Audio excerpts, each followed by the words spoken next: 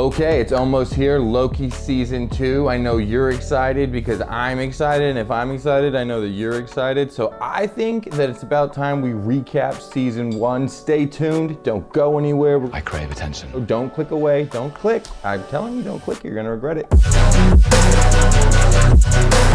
Okay, we're about to get to the video, but I just wanted to quickly say thank you so much for watching my channel, and I want you to like and subscribe so that you can see more. Loki season 1, here we go. So we start just after the Battle of New York when Loki is getting taken from the penthouse of Stark Tower to Asgard or into whatever prison, and they start arguing, and just like in Infinity War, the Tesseract gets away from them, giving Loki enough time to transport out of there. He shows up in the middle of the desert. There's already a police force, kind of looks like a paramilitary, like Umbrella Corporation, but orange instead of red, and she beats the crap out of Loki. He doesn't really understand how she can manipulate time. Suddenly he has a collar on, and he is now in what looks like a DMV. He sees someone get what they call pruning, and that just means you just burst into cosmic powder or something like that. He goes through this very extremely bureaucratic system where he has to wait in the line even though he's the only person. It's just like being at the DMV. It's like just talking to what seems like a very one-dimensional person on the other side of the counter. So he stands trial in front of Judge Renslayer, who is in charge of the TVA, which is the Time Variant Authority. And she rules that he is to be reset. We don't really know what that means, but right before he's taken away, Mobius, Agent Mobius or Detective Mobius, whatever you want to call him, he says, no, I need him for a case. So they let Mobius take Loki into an interrogation room where he starts to explain what's kind of going on with the Time Variant Authority, what Loki is, and what his future kind of holds. That he's really only there to let other people become the best version of themselves. And after this, Loki tries to escape a couple times. He's just a mischievous scamp. We also find out that Loki was D.B. Cooper, and that's kind of cool. He also explains that the Time Variant Authority has an approved timeline that they call the Sacred Timeline. And the Sacred Timeline, if it ever has a branch that comes off, that branch needs to be pruned. And that there is another variant that Mobius can't catch. And Mobius is the best detective that the Time Variant Authority has, and he cannot figure out why he can't find this person. So he wants to enlist Loki, and Loki decides to help him find this variant that is just eluding Mobius. Loki agrees to help, yes, but he's still being a real Loki about it. He doesn't really help. He's really just trying to figure out a way to get an audience with the Timekeeper so that he can negotiate himself a way to use this power to take over the universe, being Loki circa Avengers 1. Which really starts to annoy Mobius because he stuck his neck out for Loki. So he kind of says, you got one more shot. So Loki realizes that he does actually have to help, and he does a lot of studying, and he figures out how the sacred timeline really works, all the protocols, really just sits down and does all of the homework, because that's how Loki beats his opponents, is that he's smarter than his opponent. He finds out there's one time that the TVA does not actually get alerted to a branch pruning because there's no point, and that's right before a catastrophic event. It doesn't really matter what happens there. The way that he proves this to Mobius is that they go to Pompeii right before the volcano explodes and kills everyone. He proves the point, you can do whatever you want there and it won't cause a new timeline. They find out there's another catastrophic event happening. So they go to this department store and they do actually find the variant, and it turns out that it's a Loki variant. It's another universe's Loki, and this Loki is female. She takes control over a couple of the locals from this Alabama town. So of course, even in 2050, it's a bunch of rednecks. She takes over Hunter B-15, who was that awesome agent thing that took in Loki in the first place. So that's not really good for Loki because he already knows he can't handle her. We find out that she's actually rigged the whole place to blow, and that this is actually a trap of her. She's again one step ahead of the TVA. Loki is impressed by her in so many ways, so he immediately goes into his Lokiness and he starts to try to convince her to team up with him and that they can destroy the Time Keepers and make their own universe and to be in control of this amazing power. He's being a real Loki. She refuses and goes through a portal. He decides he would rather go with her than stay with Mobius, so he steps through the portal. Mobius feels a bit betrayed. Episode 3, we find out that Sylvie, the female Loki, actually only wanted a TemPad, which is the pad that the Time Variant Authority agents use to get around and check everything. It has everything in it. It's like a Pip-Boy, because it's not all that high tech and it looks like a little bit dated in the screen quality and everything like that, but it does anything you need it to do. So when she got that TemPad in the department store, she immediately went to the TVA to launch her attack, because like we said, she was already prepared for this. This was the plan, that she wanted to distract them in 2050 with this hurricane that was going to destroy everything, and then she set off a time bomb or whatever, and then she wanted to go and kill the Timekeepers. The problem is now that Loki's there. Whenever they get to the TVA, he kind of messes everything up, and Renslayer comes to attack them and they have to retreat. So Sylvie takes them to a moon that's about to get destroyed, and also the TemPad runs out of battery. So they figure out that what they need to charge this thing needs to be the battery from the arc that's going to leave the planet, right? They have to travel across this moon in order to get to the arc. So they're walking, and while they're walking, Sylvie explains that actually all of the TVA agents, Mobius and Renslayer and Hunter B-15 and everyone else, are actually variants from Earth. If you're a variant from Earth, they reset you. She explains that they're all humans, and they at one point all had lives. So Mobius at one point had a life, and that might be why he's obsessed with the idea of one day having a jet ski or a wave runner. And I could just see him just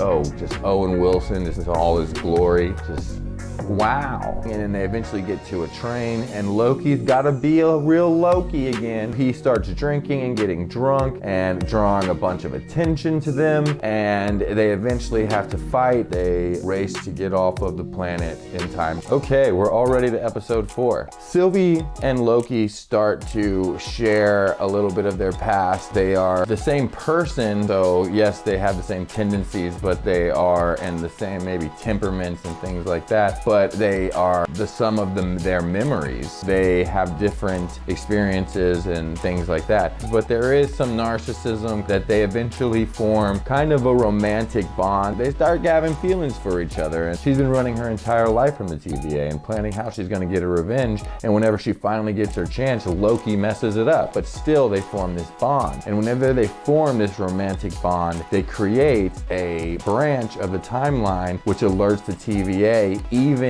in the apocalypse situation that hides them. And so now the TVA knows where they are. Back at TVA, Mobius is starting to become untrusting of Judge Renslayer whenever he finds a recording of Hunter C20 who was missing. C20 found out that they used to be humans and that Renslayer is covering it up. So that's whenever Mobius helps Loki and Sylvie get free, and they immediately head for the Timekeepers. Sylvie has this awesome fight scene with Renslayer. You find out that Sylvie is not as good with magic, but she's a very, very good fighter. Much better than Loki, but she doesn't know any magic stuff. And after the fight is over, Sylvie destroys one of the Timekeepers. The Timekeeper turns out to be an animatronic Five Nights at Freddy's. You know what I mean? It turns out to be a ride at Disneyland, which I think is kind of a cool thing that Disney is kind of making a cut at like the older rides and like how things can be. Even like the Timekeeper's little icon, their little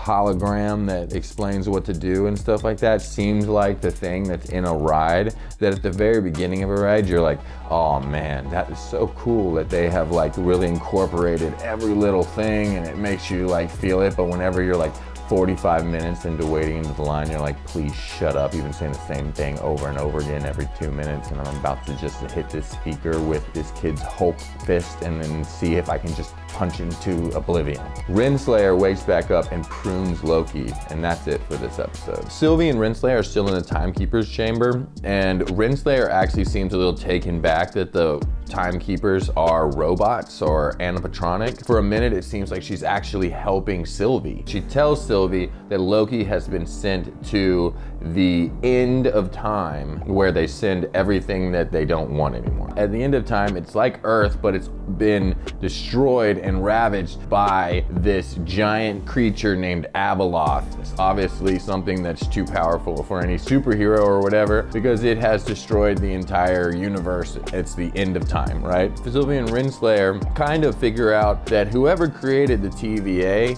must be beyond the end of time. So it's living in a timeless void, and that's why you can't find them. Renslayer has come to her senses a little bit and attacks Sylvie, but not before Sylvie gets away and goes to the end of time. Loki, this whole time, has been hanging out at the end of time in this horrible place with a bunch of different Lokis. You have classic Loki, kind of like Thor Loki. He has a hammer. Kid Loki, and you have alligator Loki, which is like kind of the coolest Loki. They start helping our Loki try to figure out what he's gonna do next. But before that can happen, and they're in their haunted like Loki bowling alley, they get attacked by another group of Lokis, because apparently Lokis are the only people that are mischievous scamps enough to survive at the end of time and not get killed by Abeloth. They get attacked by kind of like a Trump Loki, which is kind of funny. He's like a politician Loki. Vote for me, Loki. They get attacked by them and a bunch of other Lokis. They all end up being very Loki about everything. They attack each other more than they attack the enemy, and it ends up just being a free-for-all. 3 Lokis minus Thor Loki,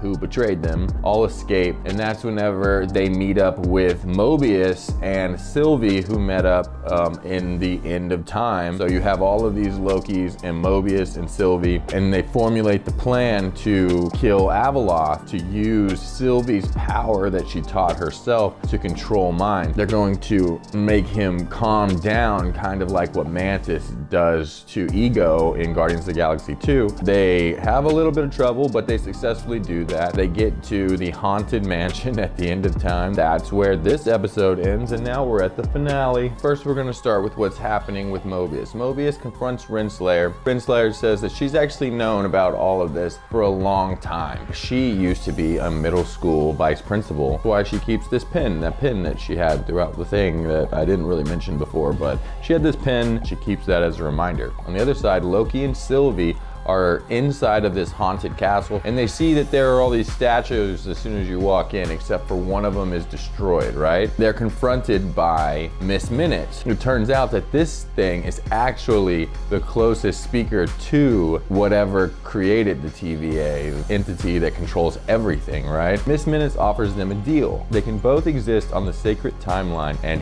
he will allow it, and they won't be chased by the TVA. And Loki definitely thinks about it. He's like, I would like to go back to my regular life. It would be great if I wasn't going to prison.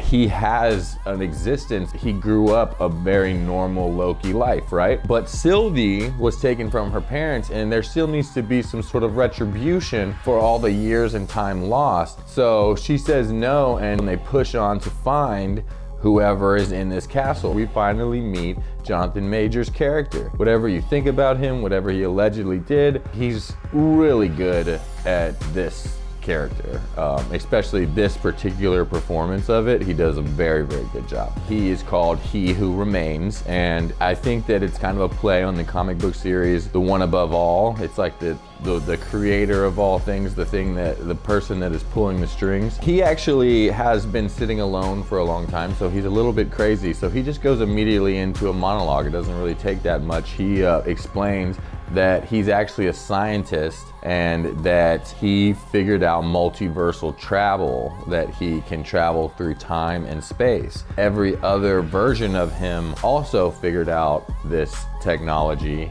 And then they started meeting up like a council of Ricks, right? At first, he said everything was great. It was a lot of sharing, a lot of ego boosting things, you know, it's kind of funny. And then he eventually says it went bad and they started to fight over power of all of the timelines and over the council of Ricks. And at the end of it, He Who Remains was the person that won. After listening to all of this, they're basically given the same deal to just go back, like this is the way it is, and like you can just go back and do your thing. Sylvie again is not hearing it, and she kills He Who Remains. And Loki goes back to the TVA, and when he gets there, he sees Mobius, and he walks up to Mobius like everything is normal and starts talking, and he quickly realizes that Mobius doesn't remember him at all. And he looks, and instead of the timekeepers in the big statues, it's now a big statue of He Who Remains.